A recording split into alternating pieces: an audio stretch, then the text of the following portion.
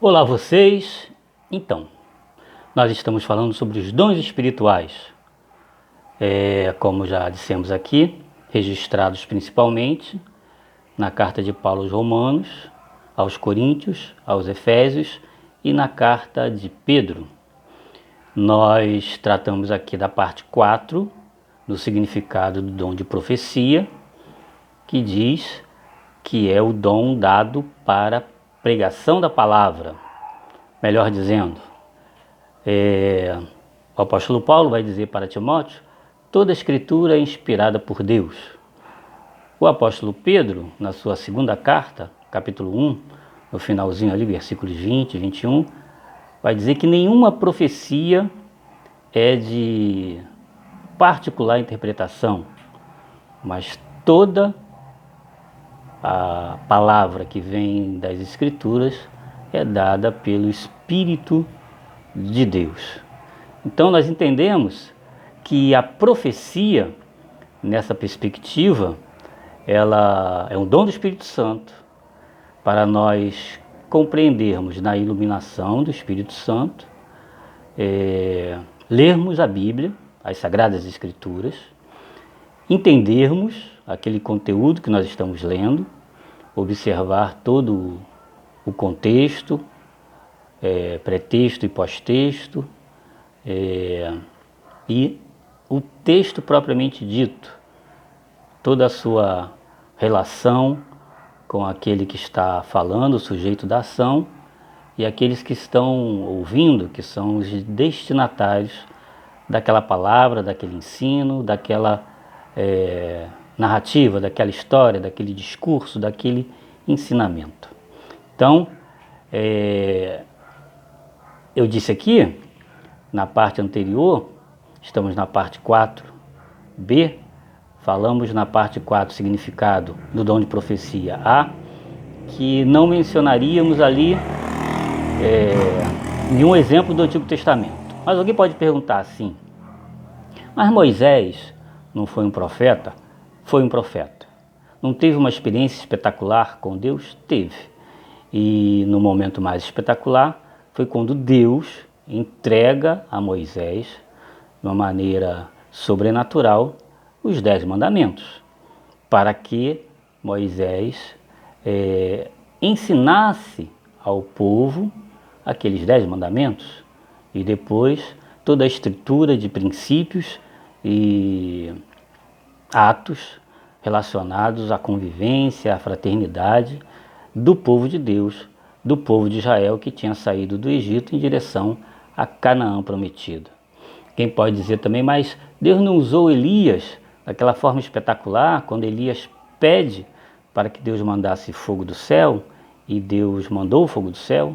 Sim, mas Deus sabia que Elias precisava de muito mais, porque depois daquela grande vitória, Elias, perseguido, se escondeu na caverna e começou a se questionar por que estava sendo perseguido, por que aquele grande drama que ele estava vivendo. E Deus falou ali: olha, eu tenho muito mais para ti, muito mais para que você prossiga como meu profeta, e muitos outros profetas também estão fazendo a mesma obra que você está fazendo. Depois nós podemos citar os profetas que foram aqueles inspirados para registrarem suas profecias, como Isaías, Jeremias, Ezequiel, Daniel, Osés e outros. Então, a palavra foi sendo registrada, foi sendo considerada, inspirada por Deus, e nós chamamos hoje de Sagradas Escrituras. E o Novo Testamento nos dá o dom de profecia como uma ferramenta, uma dádiva de Deus, para que o profeta, para que o pastor, para aquele que prega e ensina o Novo Testamento, o Antigo Testamento, a Bíblia, as Sagradas Escrituras, exorte o povo de Deus. Leia a Bíblia, procure entender, procure conhecer mais aquilo que realmente Deus está dizendo. Ainda mais, alguém pode dizer, mas no Novo Testamento nós temos Ágabo. Ágabo, no capítulo 11 de Atos e no capítulo 21, é citado ali pelo evangelista Lucas, que escreveu o livro de Atos, sobre duas profecias dadas pelo Espírito Santo. não estava nada registrado naquele sentido. Ele disse no capítulo 11 que haveria fome.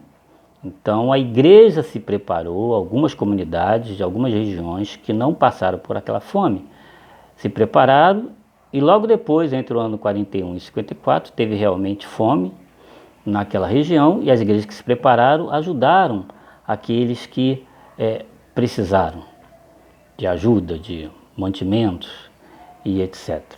Depois, capítulo 21 de Atos, Ágabo fala diretamente a Paulo, pega um cinto, faz ali uma metáfora, amarra Paulo de um jeito e diz, olha, você vai ser entregue por alguns de Jerusalém para ser preso e etc. E Paulo diz, muito bem, se é pelo Evangelho de Jesus Cristo, eu não vou parar de pregar nem ensinar, então eu estou pronto, se tiver que morrer, morrerei. Depois não temos nenhuma profecia nesse sentido. Duas profecias objetivas. Já disse, Deus tem poder para fazer isso hoje, além da Bíblia, além daquilo que está nas Sagradas Escrituras, que nós precisamos ler, procurar aprender e depois ensinar e pregar também para os outros, fazendo discípulos que farão outros discípulos, para que o reino de Deus receba a humanidade em relação à salvação e à eternidade. Deus pode, além das Escrituras, dar uma profecia assim. Bom, se for objetivo como essa, Ágabo falou e aconteceu, teve fome. Capítulo 21, ele falou que Paulo seria preso, amarrado, etc. E assim aconteceu. Então, não adianta chegar e falar uma profecia, dizer que é do Espírito Santo e soltar um enigma. A profecia que vem de Deus não é nenhum enigma. Por isso que a Bíblia é suficiente, que para o reino de Deus, para a pregação do Evangelho, para falar para a humanidade que ela precisa de Deus, precisa da salvação em Jesus Cristo, precisa se voltar para Deus, porque existe a eternidade e Jesus Cristo vai voltar para buscar os seus.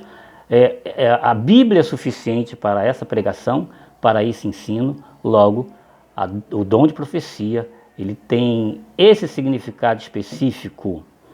É um dom de Deus para trazer à humanidade e à igreja a palavra de Deus. A humanidade para a salvação, a igreja para a edificação, e uma vez a igreja edificada, poderá proclamar, poderá viver esse Evangelho de Jesus Cristo, as boas novas do reino de Deus, para a salvação da humanidade e para o bem-estar, as bem-aventuranças de todo aquele pertencente ao reinado de Jesus Cristo. Que Deus nos abençoe. Amém.